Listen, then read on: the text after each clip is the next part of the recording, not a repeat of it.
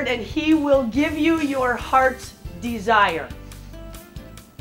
How many people have ever heard of the marshmallow experiment? Let me see a show of hands.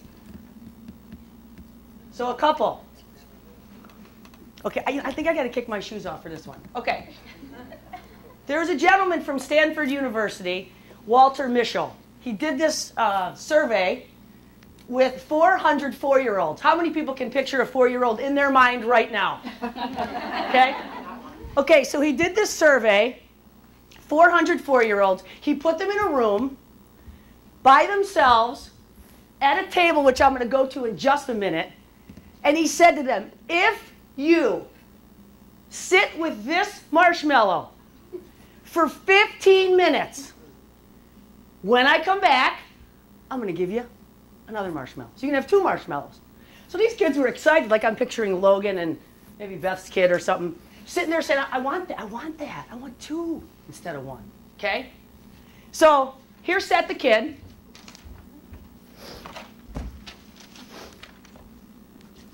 And he had to wait 15 minutes.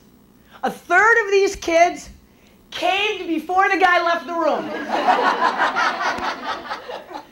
And you got to remember, there's a mirror watching them, okay? They don't know they're in there all by themselves with this little marshmallow.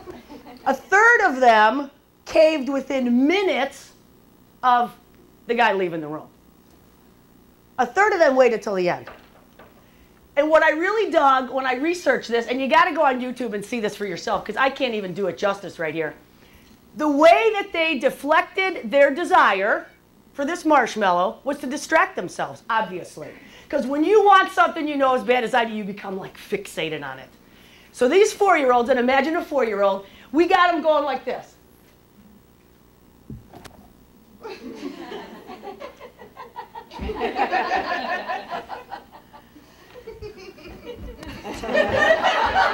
They're looking, I'm telling you, if you've got to do this, I can't even do it justice. They are kicking the table. They are, the one kid was like this. Stroking the marshmallow. There was a little boy who actually did this. He went like this. He licked around the whole table. Then here's the other guy. He does this. And he's licking out and licking out. He puts it right back like this. So the guy doesn't know that he licked on it. Okay? So what else did they do? Okay, they're rocking, they're counting. Okay, the fact of the matter is, they did whatever they had to do to exert their God-given willpower to deflect their desire. And that's legitimate. This is the way Kennedy would have to go to sleep every night. You got to know Kennedy to appreciate this. 2 Vinkies in each hand and 1 in her mouth.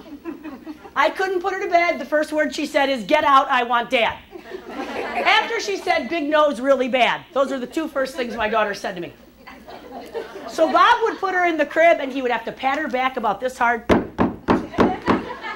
for like 20 minutes, and when he thought she was sleeping, he'd be one of these, and she would be doing this.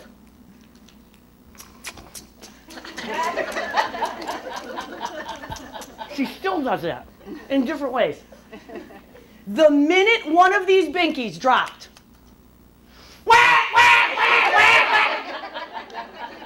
I'm telling you, as God is my witness, that is the way we lived for years.